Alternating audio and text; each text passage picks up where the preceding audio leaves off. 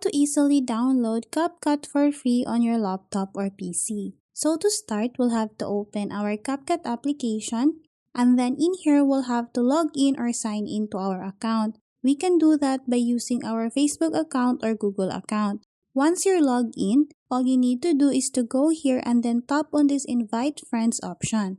After that, we'll have to tap on this copy invite link. What we need to do is to share the link to our friends, and then once our friends download the CapCut application through the link that we have sent, we can get up to 70 days of CapCut Pro for free. In here, as you can see, it says we can enjoy Pro benefits on both CapCut mobile and then desktop. We can get up to 70 days of free Pro by inviting 10 friends. Keep in mind that we don't need credit card or to auto-renew our account. So the only way for us to download CapCut Pro for free is by inviting our friends and letting them download the app using the link that we just sent.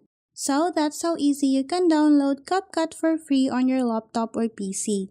Thanks for watching, and if you find this video helpful, please don't forget to subscribe, hit the like button, and then the notification bell so you won't miss any of our future videos. See you on the next one!